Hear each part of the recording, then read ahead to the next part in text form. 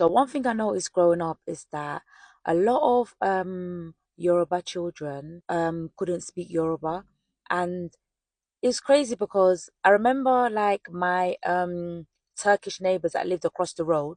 They spoke their language. As soon as they walked through that door, you will not hear pim of English.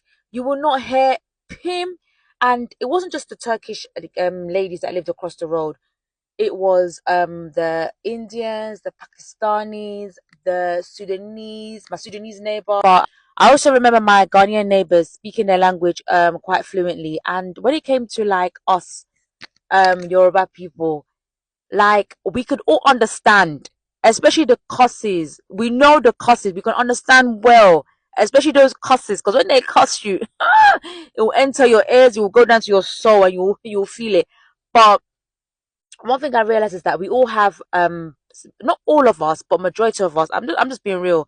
We all have receptive bilingualism, whereby we can understand but we can't speak it. And the reason for this is it could be a podcast, it could be a TED talk, because the reason for this is so layered. Some people came and they didn't realize that they were compromising their culture. Some people, they just felt like they had to assimilate. Some people were even told, don't speak Yoruba, or they're not going to be able to speak English, or but obviously that's a bold faced lie. So I even know of a girl. She came to this country and she was told her mom and dad had a meeting with their school, and she came when she was a bit younger, and they said, "Oh, don't speak your language to her at home. Don't speak your language because we want her to be able to understand English."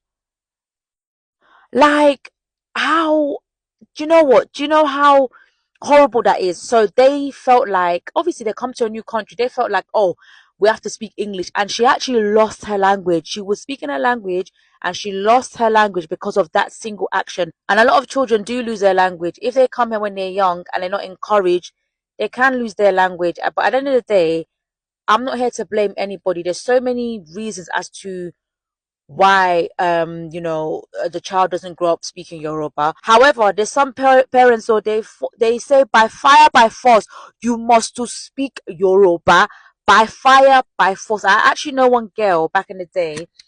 She lives in South London. She's based in South.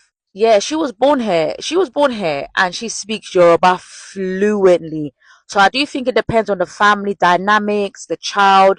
There's a lot of reasons to it. But I say this to say that last year I opened a WhatsApp group, and I said that I'm gonna practice Yoruba. I'm gonna do my best to become fluent. Yeah, that group started growing and growing. More people started joining the community, all in the bid to be able to speak Yoruba and practice. And from then, I started hosting events where you can practice Yoruba out aloud and, really building that community. And on the 1st of November, I'm hosting an event called For the Love of Faji, where we get together, celebrate culture, connect with each other, because I realized that that community that we had, I don't know about you, but if you grew up in London in the 90s, 80s, that Yoruba community was very strong, and I really feel like it's dying down, because I feel like we get together when there's only weddings, but back then, naming ceremony, barbecue, birthday party, it will be a big event. They'll take ashoke, they'll take native, they will do so many different things. Like, there'll be so much food, and it was really, they'll have live band. I can go on and on and on, but I feel like it's really dying down.